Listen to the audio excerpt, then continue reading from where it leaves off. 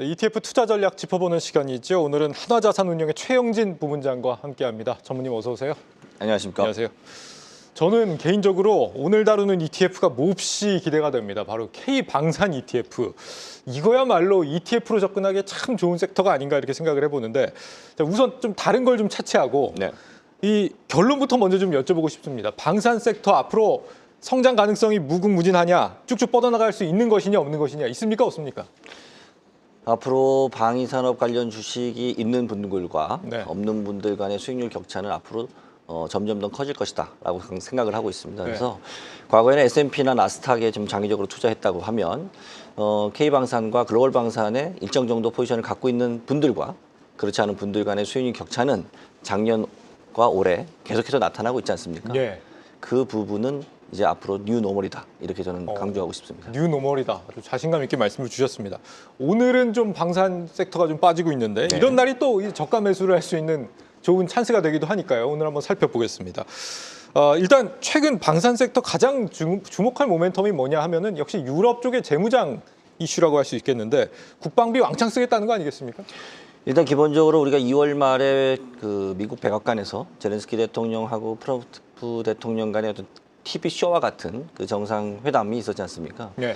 그 당시 가장 중요했던 일은 그 이후에 미국이 트럼프 대통령이 우크라이나에 대한 방산 지원을 모두 끊었습니다.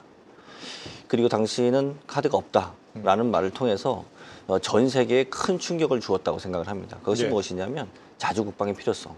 그리고 미국이 나토에서도 탈수할 수 있고 지금은 전투를 하고 있는 러시아와 가까워지면서 오히려 중국을 견제할 수도 있겠다라는 전통적인 나토 우방이 균열이 생길 수 있다는 생각이 유럽에는 큰 위기감을 준 것 같고요. 예. 그 이후에 유럽에서는 지금 4년간 6,500억 유로죠. 거의 한 그 1,000조에 가까운 재원들을 확보하고 있고 GDP 대비 지금 1.5% 쓰고 있는데 트럼프 대통령 3%까지 6월 달까지 올리라고 하고 있고 네. 중장기적으로는 5%까지 방위비를 올리라고 하고 있지 않습니까? 이런 부분들이 유럽발로 상당히 큰 방위 산업에 대한 모멘텀을 주고 있다. 그래서 유럽 관련된 방위 산업 주식들도 급격하게 상승하면서 네. 글로벌 방위 산업을 지금 후끈후끈하게 만들고 있습니다. 예. 그런데 유럽이 국방비를 늘리면 그게 왜 한국에 특히 수혜가 되는 것이냐? 자국에서 만든다든지 한국이 아닌 뭐 다른 나라들도 많을 거 아니에요. 그렇습니다. 지금 그 전 세계 방위 무기 수출 10위를 좀 쭉 보면 당연히 1등은 미국입니다. 네. 2위가 이제 프랑스고 탑 10 국가 중에 5개 정도 국가가 유럽입니다. 예를 들면 영국이라든가 뭐 이탈리아 그리고 독일 이런 국가들이죠. 근데 이 국가들을 빼고 나면 나머지는 전쟁을 지금 수행하고 있는 이스라엘이라든가 지금 러시아, 중국 이런 국가들입니다. 그래서 예. 그 나라들을 가만히 생각해 보면 러시아 무기를 유럽이 살 수 있을까요? 못 사죠. 못 사죠. 예. 중국도 마찬가지 공산국가니까 살 수 없겠죠. 예. 그러고 나면 유럽의 5개국을 빼고 나면 이스라엘 남는데 이스라엘은 지금 중동이랑 전투를 하고 있단 말이에요. 예. 수출을 그렇게 크게 해나갈 수 있는 나라가 아닙니다.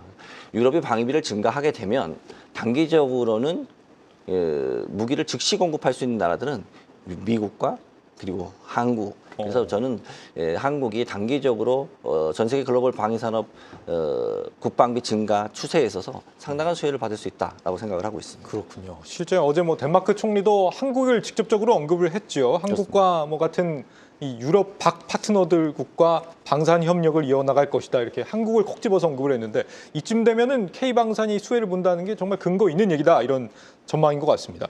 자, 그런데 EU 쪽 논의되는 분위기를 보면은 바이 유로피안 정책이라고 네. 유럽산 구매를 우선해야 된다. 이런 얘기들도 있는 것 같은데 이건 어떻게 봐야 됩니까? 그건 뭐 당연한 거 아니겠습니까? 그리고 아까 앞서서 저희 차트를 보셨지만 유럽이 아니라 전 세계에서 가장 수출을 많이 하고 있는 국가 중에서 탑 5 국가들이 유럽이었고요. 예. 그중에 프랑스가 미국을 이어서 크게 하고 있지 않습니까? 특히 그렇기 때문에 프랑스의 마크롱 대통령이 이 나토 영내에서의 무기 조절 강조하고 있습니다.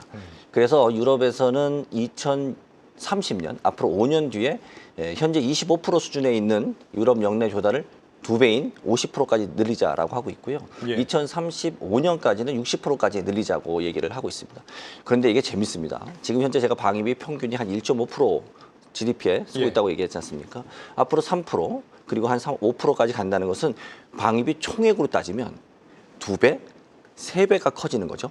예. 근데 거기에서 현재 마켓 시어는 25%지 않습니까? 예. 그걸 50% 이상으로 늘려간다는 것은 쉽게 생각하면 3배 곱하기 마켓 시어의 2배. 그럼 총액 기준으로 하면 2, 3은 6, 6배랑 커지는 거겠지 않습니까? 기하급수적으로 커지는군요. 자, 이 시장을 누가 가져가겠다고 생각하고 있냐? 예. 나토는 역내 조달하겠다는 거죠. 그럼 이제 유럽의 방산 주가들이 왜 모멘텀을 갖는지 장기적으로. 그런데 그 나머지 틈새 시장은 누가 가져가겠습니까? 단기적으로 유럽이 생산 설비를 만들기 전까지는 여전히 미국과 한국이 그 시장을 가져올 수밖에 없고 그 이후에도 무기라는 걸 한번 도입하면 20년, 30년 못 바꿔요. MRO라고 해서 메인터넌스 리페어 오버홀 이런 그 유지 보수가 계속적으로 이어지기 때문에 네. 방위 산업에 대한 어떤 인식을 좀 바꿔야 되지 않나 싶고 현재 지금 사태 보시면 러시아 우크라이나 전쟁 이후에 유럽에는 대한민국이 지금 미국과 유로 다음으로 한 11% 정도 수출을 하고 있다. 이것도 역시 유럽 시장에서의 K방산의 기회를 보셔야 될 거라고 생각하고 있습니다. EU가 국방비 지출을 폭발적으로 늘리긴 하더라도 생산 설비가 갖춰지기 전까지는 한국의 손을 뻗을 수밖에 없다. 이런 말씀이십니다. 자, 유럽 현지 상황까지 이렇게 좀 디테일하게 들을 수 있다는 게 상당히 좀 놀라운 전무님입니다. 자, 이게 단순히 우리 K방산의 새로운 기회가 온다 이런 개념이 아니라 지금 전 세계적인 방산 시장의 규모가 커진다 이렇게 볼 수 있는 부분인 거죠. 그렇습니다. 지금 실제로 우리나라가 참 특이한 나라라고 얘기를 할 수 있는데 네. 우리가 코리아 디스카운트 했던 나라지 않습니까? 이 이유는 뭐냐면 남북한 대치 상황이었어요. 근데 저는 지금 코리아 프리미엄을 외치고 다닙니다. 그 이유는 뭐냐면 남북한 대치 상황 때문에 우리나라가 유일한 분단 국가로서 1970년대부터 자주국방을 통해서 무기를 국산화 고도화를 했습니다. 예. 그런데 지난 89년 동서독 통일하고 91년 소련 붕괴된 이후에 30여 년 동안 유럽과 세계는 평화의 시대를 거친 거죠. 그래서 미국과 유럽 같은 경우에는 방위비를 축소하고 국방 기업들을 통폐합했습니다. 네. 그러니까 30년 동안 생산 캐파를 늘리지도 못했고 오히려 생산 기반이 무너진 거죠. 지금 전쟁이 났을 때 가장 빠르게 무기를 공급할 수 있고 그리고 성능도 가성비도 그리고 배송도 빠른 대한민국 방산이 기회를 잡고 있다. 어떻게 네. 보면 아이러니하게 코리아 디스카운트가 코리아 프리미엄을 만들었다라고 할 수 있죠. 예, 상당히 좀 듣다 보면 희망이 느껴지는데요. 자, 그러면 이렇게 좀 긍정적인 부분들만 있는 것이냐? 제가 좀 돌다리를 두드려 보자라는 측면에서 몇 가지 좀 고민되는 지점들 한번 여쭤보려고 해요. 우선 첫 번째는 너무 올랐어요. 네네. 지금 보면은 올 들어서 ETF 기준으로만 무려 86%가 지금 올랐습니다. 여전히 괜찮은 게 맞느냐? 밸류에이션 측면에서. 밸류에이션 걱정들을 많이 하셨고 네. 실제로 저희 플러스 K방산 ETF 같은 경우가 작년에도 수익률 1위였는데 지금 현재도 수익률 1위였지 않습니까? 네. 이런 것들을 보면서 고객분들도 부담스러워 하십니다. 저도 사실 부담스럽습니다. 그런데 최근에 JP모건에서 재미있는 레포트를 냈어요. 한국의 방산 기업들의 평균 주가는 유럽의 밸류에이션에 비해서 한 30% 정도 저평가돼 있다. 오히려 이런 보고서가 나왔습니다. 그 예. 이유는 무엇이냐면 대한민국의 방위산업 업체들은 5 내지 6년 정도의 수주를 이미 받아놓고 있습니다. 유럽의 방위산업 기업들은 수주량이 아니라 지금 모멘텀이 있습니다. 앞으로 5년 내지 10년 동안 그리고 그 이상 꾸준히 방위비를 증가시킬 수밖에 없고 역내에서 조달할 수밖에 없다라는 이런 모멘텀이 실제로 매출이 없음에도 불구하고 밸류에이션이 올라간 게 유럽의 방산이라면 대한민국 방산은 실제로 수주량뿐만 아니라 매출을 통해서 차곡차곡 지금 실적에 동반된 수익이고요. 더 나아가서 5 내지 6년 동안의 수주는 아직 재무제표에 반영된 수익이 아닙니다. 예. 무기를 납품했을 때 매출이 반영되고 이익이 반영되기 때문에 그 기간까지 지속적으로 밸류에이션은 상승할 수 있는 여력을 갖고 있다라고 볼 수 있을 것 같습니다. 그렇군요. 두 번째 고민된 지점은 이 생산 캐파에 대한 측면인데, 그러니까 일감은 지금 엄청나게 몰려온다는 조짐이 보이고 있고 실제 수주도 많이 일어나고 있다는 건 알겠습니다. 그 일감이 근데 몰려왔을 때 감당할 만큼의 지금 생산 캐파가 되느냐? 어떻게 보면은 그게 계속 성장을 해야 주가도 지속적인 성장을 할 수 있는 거 아니겠습니까? 이 부분은 괜찮은 건가요? 실제로 그 부분에 대해서는 많은 고민들이 있을 수밖에 없습니다. 왜냐하면 방위산업이라는 것이 지속적으로 생산 캐파를 늘려서 대량 생산을 해야 되는 그런 품목들은 아닙니다. 예. 그래서 저희들도 지금 대한민국 같은 경우에도 전쟁을 대비하고 또 자주국방을 꾸준히 시행해 왔기 때문에 생산 캐파를 유지하고 있었지만 그동안에 우리 그 방위산업청에서 요구하는 국내 납품만 가지고 볼 때는 공장이 놀고 있었어요. 근데 지금은 거의 불가동입니다. 예. 그리고 5 내지 6년을 갖고 있는 거죠. 그러니까 영업이익률이 기하급수적으로 올라갈 수밖에 없고 수출 같은 경우는 마진이 높으니까 좋은데 앞으로 우리가 그러면 무분별하게 계속적으로 이거를 받을 수 있느냐? 저는 그렇지 않고요. 지금부터는 훨씬 더 생산 캐파를 고려한 수주를 할 수 있고 그리고 고부가 가치로 바뀔 거라고 생각합니다.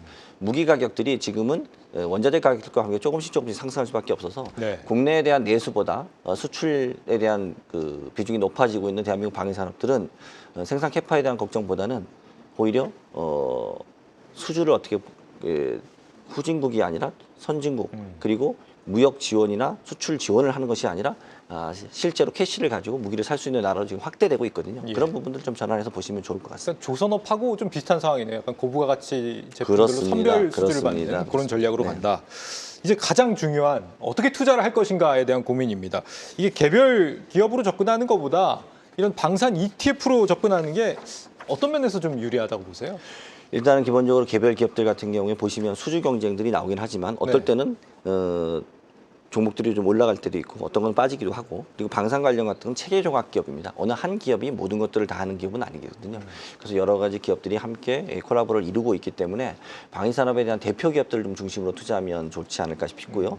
예. 대표적인 ETF들이 좀 나오고 있습니다. 뭐 당사의 플러스 K방산도 있고 타이거나 솔 그리고 타임폴리오 이런 쭉 방위산업 관련된 저기서 지금 ETF가 있죠. 순수하게 K 방산만 다루는 거는 두 가지밖에 없는 거죠? 플러스 K방산과 타이거 우주방산 그리고 솔 K방산이 국내 세 가지군요. 한국에 대해서 투자를 하고 있고요. 그 나머지 밑에 있는 것들이 이제 글로벌 방산에 투자를 하고 있습니다. 다만 이제 플러스 글로벌 방산이 유럽 방산 비중이 한 60%가 이상이 되기 때문에 최근 예. 주가 상승률이 높은 거고 K방산 관련해서도 보시면 이제 규모나 수익률 면에서 예. 모든 종목들이 좀 상위에 링크되어 있다 이렇게 보시면 될 것 같습니다. 저기 있는 ETF 상품들 중에 플러스 K 방산이 지금 운용자산 규모도 제일 많고 수익률도 91%예요. 네네네. 뭐 어떤 차이가 있길래 저렇게 나와요? 일단 최초의 방산 ETF였고요. 방산 명가인 저희 한화에서 제가 직접적으로 우리 방위산업의 탑10 종목에만 집중 투자하고 있습니다. 그러다 그러고 보니까 보니까 또 한화시군요. 네. 네네네 그렇습니다. 그래서 네. 작년과 올해 이어서 계속해서 주가를 견인해 가고 주도주를 만들어 가고 있다 이렇게 보시면 될 것 같습니다. 예. 자 그렇다면 그 뭐 플러스 K 방산 이 그 ETF 얘기를 그래도 좀 아실 것 같으니까 그 안에 있는 세부 종목 중에 네. 어떤 부분이 가장 좀 경쟁력을 내고 있다고 보시는 건지. 실제로 지금 방산 4인방이라고 얘기를 할 수 있는 것들이 네. 이제 하나 에어로스페이스 네. 그리고 하나 시스템 네. 그리고 하나 오션 이렇게 세 개는 이제 한화의 기업이고 예. 그 외에는 LIG 넥스온, 현대로템, 항공우주 네. 이렇게 한 5개 종목들이 저희 이 ETF에서도 탑5 종목들입니다. 그래서 그 종목들이 다 있어? 근데 그 종목 플러스 나머지 5개도 대표적인 기업들이기 때문에 지금 종목들이 많이 올라서 개별 종목 투자하기 어려우신 분들은 ETF를 통해서 탑10 종목을 투자할 수 있고요. 저희가 미국에도 방산 ETF를 상장했습니다. 그러세요? KDEF라고 네. 거기서는 한 20개 종목을 미국 뉴욕 증권거래소에 상장한 종목이 있습니다. 그래서 그건 어떤 구성 종목으로? 그 역시 이제 미국의 분산 요건에 따라서 거기는 이제 10개가 아니라 20개 대표 종목을 담았고요. 네. 그 종목 같은 경우는 글로벌 투자자들이 대한민국의 방위산업 대표 기업에 투자할 수 있도록 미국 시장에 상장했습니다. 많은 관심을 좀 보내주십시오. 알겠습니다. 오늘 말씀 여기까지 듣겠습니다. 전무님 참 말씀 잘하시네요. 방산 ETF 투자 전략에 대해서 들어봤습니다. 하나자산운용의 최영진 부문장과 함께했습니다. 전무님 오늘 말씀 잘 들었습니다. 감사합니다. 계속해서 다양한 경제 이슈를 알고 싶다면 구독과 좋아요, 알림 설정 부탁드립니다. AI 캐스터 권미정이었습니다.